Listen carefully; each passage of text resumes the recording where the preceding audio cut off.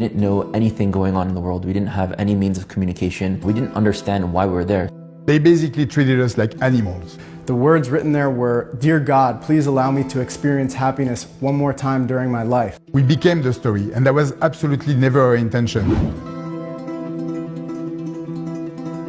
My name is Rudy Rochman. I'm a Jewish and Israel rights activist, and I'm also the executive producer and host of the We Were Never Lost documentary series.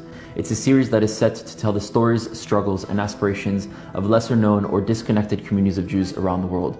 Our first season is to take place in Africa, and we were just in Nigeria filming our first episode. Unfortunately, after 2 days, we were illegally held by the Nigerian government's internal security service and held in cages for 3 weeks. We are here to set the record straight of what we went through and what actually happened. My name is Benaym. I'm a journalist and I'm a field producer and producer on the We Were Never Lost series. I'm Noam Leibman of Kavana Films and the creative director for We Were Never Lost. So first you may need a bit of context to understand who the Igbos are and why we went to Nigeria in the first place. Now, the Igbo people are a people with a rich history, diversity, and a lot of culture, and have very similar experiences that other Jewish communities have had around the world that are known in the mainstream, whether it's through persecution or overcoming challenges. They believe to be descendants of a tribe of Israel, specifically of Gad. There is a large community within the Igbo population that has either preserved elements of their Jewish culture, their Jewish heritage, or has come back to their Jewish culture and heritage. And some of them are even now second generation born, where all they know is being Jewish. And we were coming to Nigeria to document specifically their stories. Where do they come from? What have they experienced? What is their history? What are their aspirations? What are their culture? Do they want to stay living in Nigeria? Do they want to come back to Israel? What is their story? And that's why we came to Nigeria.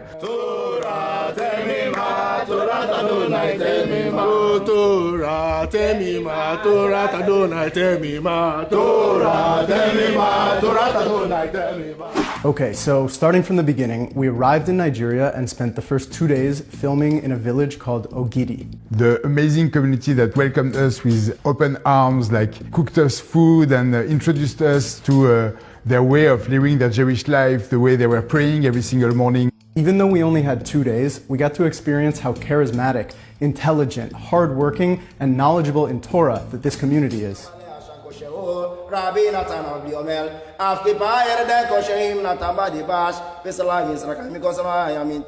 the end of our second day of filming, we were notified that there were some online posts going viral that had used images of us. We could see that they had completely fabricated stories, calling us Mossad agents, associating us to a movement that is seeking to liberate Biafra and to fight against the Nigerian government, which of course we had nothing to do with. Some agents in Israel have arrived. They are here to indeed restore the Biafran nation. Before the British Empire had come and colonized Nigeria, the Igbo people were an autonomous population in their own lands, and when the British came, they united the different ethnic groups and tribal regions, from the Yoruba to the Hausa and Fulani, and also the Igbo population. Around the 60s, there was a Biafra War, which was a war of independence for the Igbo in the southeastern region of Nigeria. They were independent for a few years. Millions of people were killed and starved to death during that war, and eventually they lost and became part of Nigeria again. Afterwards, there was a lot of tension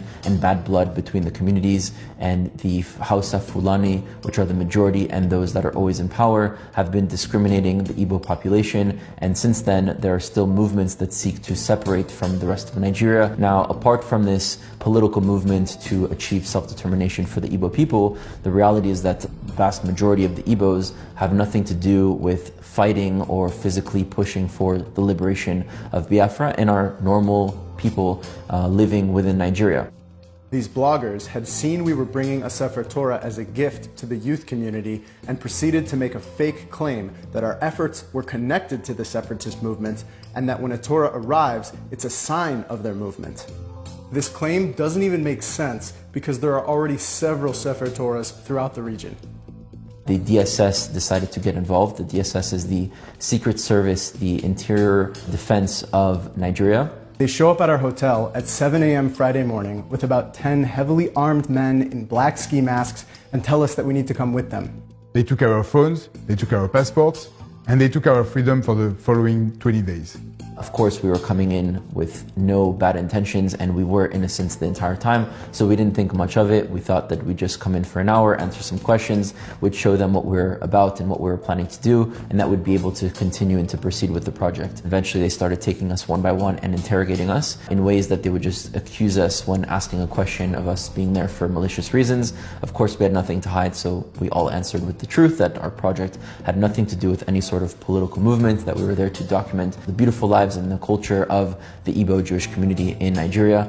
So it's Friday night and we've realized at this point that we're not going to be able to get out and do Shabbat where we had planned to do. We're in a holding cell and everyone's leaving for the weekend and we wanted to do Shabbat but we had no grape juice or wine. So we did the Kiddush over a grape that we found and the motzi over some crackers that we had.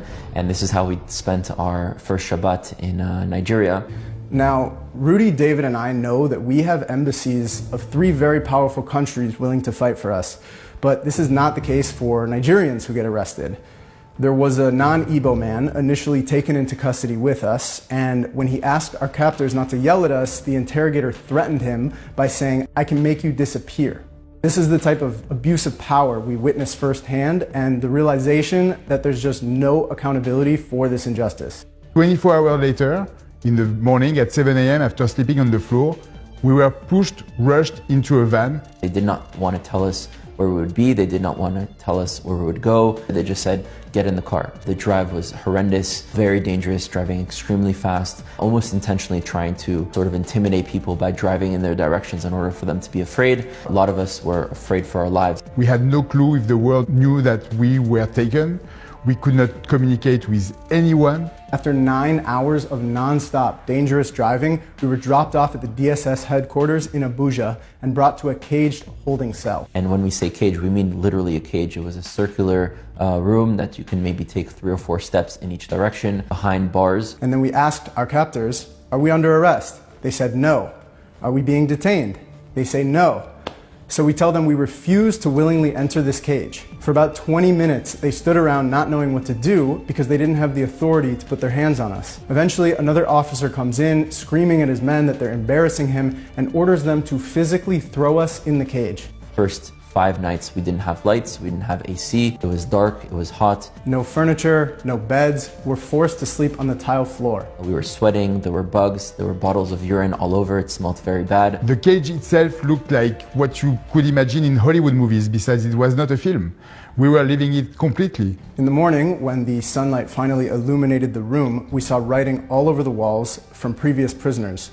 The words written there were, "Dear God, please allow me to experience happiness one more time during my life." And another one saying, "Please remember me once I disappear." We could see the bars on the walls of the people that were counting the days. For 6 days we didn't shower, we were eating only bread and crackers. They basically treated us like animals, and no hope of knowing at all what was going on the outside. We had no clue why we were being arrested. Finally, after 5 days there, the Israeli ambassador managed to come with one of the consulates from the American embassy to see us. This was the first time that we made contact. And we finally were able to know that the outside world kind of understood what our situation was. Told us that they were doing everything that they can to get us out, that they were trying diplomatic means, and that they were in communication with our families, which was a breath of fresh air that people knew where we were, and that at least our families knew the location of where they were keeping us. They also managed to speak to the people that were holding us, the DSS officers, and agreed to bring food from Chabad, a Jewish organization all around the world, specifically the one in Nigeria, that agreed to provide us with kosher food. So by day 6, it was the first time that we had a real meal. We were finally allowed to shower. Now, when I say shower, I don't mean we go into a room with an actual shower. I mean we go to the bathroom with a bucket that they use to either clean themselves because there's no toilet paper, or to actually clean the bathroom itself by pouring water on the floor. And taking this bucket, we would fill it up with cold water from the sink and we would dunk it on our heads. And that's how we would shower there for the 3 weeks that we were being held. I am immunodepressive and I need my medication daily. If I don't, my life could be in immediate danger, especially in the kind of situation that we are being held on. His medication, along with all of our equipment and luggage, was left at our hotel 900 kilometers away. And 5 days without my medication can be extremely dangerous with my condition. And we kept on telling them that, and we kept on telling them that that was essential that I get my medication, but they would not react. The DSS doctor scribbled down the name of the medication and tells us, don't worry, we'll find some. And we're explaining it's a unique prescription customized for him. It's very expensive. You're not going to find it in Nigeria. And if you don't take this seriously, you're going to have the death of a foreign citizen on your hands. And their response was just, calm down, don't worry. He was feeling very afraid that he might catch something, so he was taken by the French embassy, and he was also hospitalized and finally was able to get his medication. I was sent back every single morning for days to get questioned. The fact that I had to go back inside knowing the way we were treated over there was actually more damaging to me than just the arrest itself. Me and Noam continued in that room, and after a week we were changed to another cage that was slightly bigger but had also another 2 cellmates with us. Those 2 cellmates are accused of doing a terror attack in Abuja bombing in 2014, and the other one of purchasing weapons illegally. At the end of the day, we don't know these people. They could try to harm us, they can try to do something. So the first week being there, we even walked around carrying scissors from my toiletry bag that I had, and we put it in our pockets to make sure that in case one of them or both of them were to attack us, that at least we'd have something to defend ourselves with. And this was kind of the day-to-day life that we went through. We didn't know anything going on in the world. We didn't have any means of communication.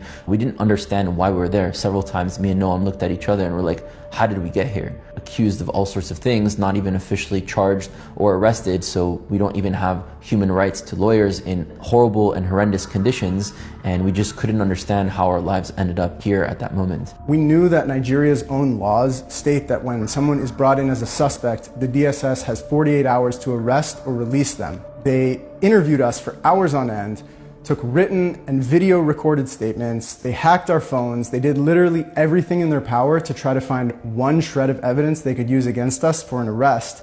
Before the trip, we understood that the government is not friendly to the Biafra movement, but we couldn't have imagined that they would be unable or unwilling to differentiate between those involved in the IPOB separatist movement and Igbos who just want to live a Torah-based Jewish life. In the end, we didn't receive our freedom for 3 weeks. Almost the entirety of this time was spent just sitting in a blank room. No form of mental stimulation, no reading material, no news, no nothing going on other than being trapped in a room that was completely disgusting and looking at each other and not knowing when this would end. We didn't know if we would end up being there for a year, for 2 years, for 3 years. We didn't know if people were actually fighting for us. We didn't know if we'd be able to get a lawyer, if something would happen where they would take us and something bad were to happen to us. We were living completely with the fear of the unknown. I'm a journalist, and one of the most important rules is that you never become the story. Here, we became the story, and that was absolutely never our intention. We weren't able to create the film that we set out to make. The opportunity was completely robbed from us, and there's no way we'll be allowed back into Nigeria. But if you know anything about the Jewish people, you'll know that we are not ones to give up on our aspirations. This injustice has only increased our motivation to share the stories of the Igbos, and the project will continue. And this is the occasion for us to go back to exactly what our purpose is. Talk about the Igbo Jews from Nigeria and all the different communities that we are going to explore for the future of We Were Never Lost. We'd like the world to understand that we were there to focus solely on the Jewish communities, and we hope also through this video that the Nigerian government can understand that if they're fighting against movements seeking to separate from Nigeria, they shouldn't be targeting every single Jew and every single Igbo in Nigeria. The Igbo Jews welcomed us with open arms, and I will always remember this, and that's what I will keep with myself all the time. And also I really want to say that I left with 2 friends, the We Were Never Lost team, and I came back with 2 brothers, and that's pretty incredible. During our 3 weeks in detainment, we had no ability to stand up for ourselves, but many people, in fact tens of thousands of people, stood up for us, including our families, including the diplomats that got involved, including several other individuals. I was able to see the strength and the force of all different chancelleries, the embassies, all the families, the friends that were really working tirelessly behind the scene to help us get out from there. And also the thoughts and prayers and actions of tens of thousands of people who follow our work, who follow our project, and who were there for us when we couldn't be there for ourselves. Our end goal here is not just to make beautiful films about remote Jewish communities, but to bring these diaspora communities to the consciousness of Am Yisrael so they can begin to be understood and reconnected with. If you'd like to support this project, please visit wewereneverlost.com. I'm Israel.